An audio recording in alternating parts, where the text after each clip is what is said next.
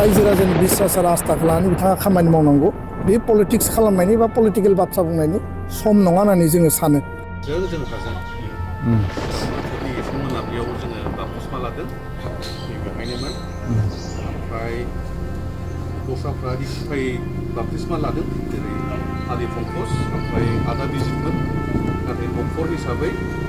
आयंमोनहा ओमफ्राय जोंहा मोनाबिलियाव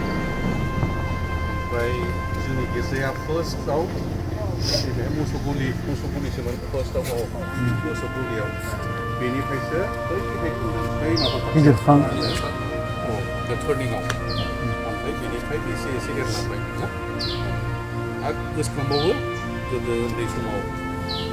मानसिया गोबाव जाबाय फैया बासुगाव फैनो हायाखै बै समाव जों उन्दै समाव आयंमोनहानो जोंखौ ज' लाङोमोन बे समाव दोनहैयोमोन जों जयै थाहैयोमन सम आयंआ गावनि न'आवबो लाङोमोन माबायाव मरा गारियाव ओंखाम जाहैयोमोन एखमबा फैयोब्ला दाना खाथियाव आमायना मा जायो बिसिनाव हाबहैयो बे मोनसे खुसिनि गोसोखांनाय फैयो दिनैहाय आं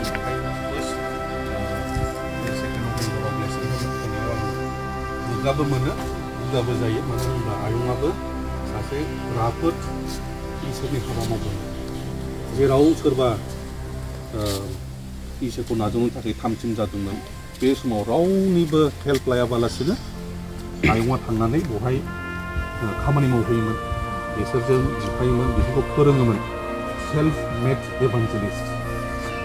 रावनिबो माबा लायामोन बे आराम हारसिं थांबाय गावनो जोंनि फोथायनाया माबायदि बेखौ फोरमायहैयो बापटिस्मा लायागौमानि बियो बेखौ हगारामोन बुजायोमोन बानजायोमोन इसोरनि खृष्टानफोरनि थाखाय धर्मआ मा बेखौ बियो फोरोंहोयोमोन दिनैहाय बिथांनि थाखायबो बिगोन आरो फिसाला उन्दैसिननि क्रुसनि हांखो बदबुनि गोजोननाया नोंसोर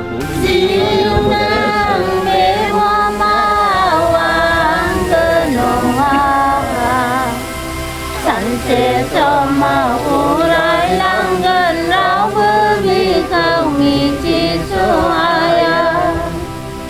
जिउनां बेबो मावलांगोन नङा सानसे समाव उरायलांगोन रावबो बेखौ मिथिस'हाया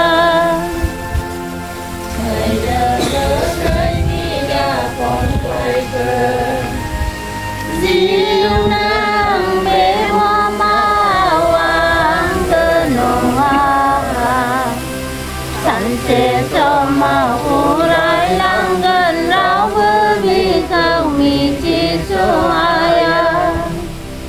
जिउनां बेबो मावलांगोन नङा सानसे समाव उरायलांगोन रावबो बेखौ मिथिस'हाया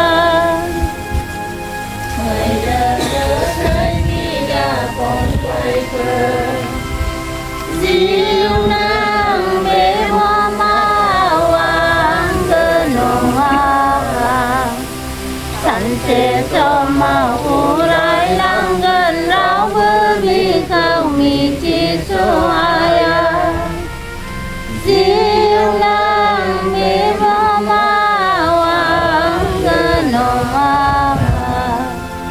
सानसे समाव उरायलांगोन रावबो बेखौ मिथिस'हाया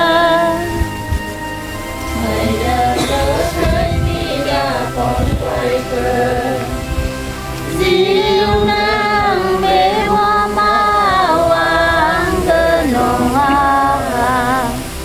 सानसे समाव उरायलांगोन रावबो बेखौ मिथिस'हाया जिउनां बेबो मावलांगोन नङा सानसे समाव उरायलांगोन रावबो बेखौ मिथिस'हाया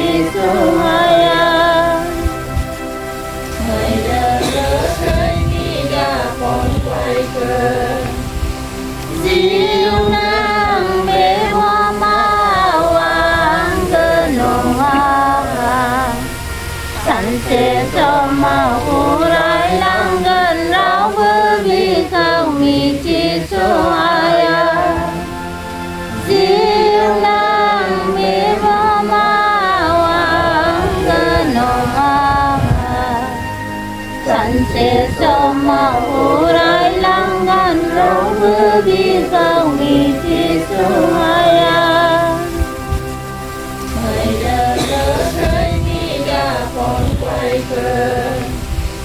जिउनां बेबो मावलांगोन नङा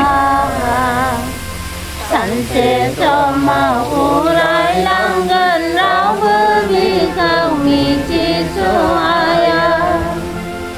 जिउनां बेबो मावलांगोन नङा सानसे समाव उरायलांगोन रावबो बिखौ मिथिस'हाया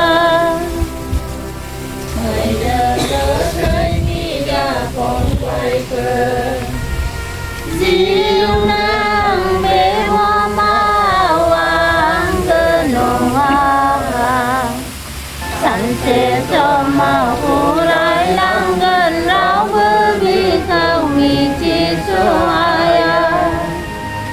जिउनां बेबो मावलांगोन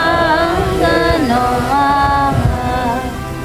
सानसे समाव उरायलांगोन रावबो बिखौ मिथिस'हाया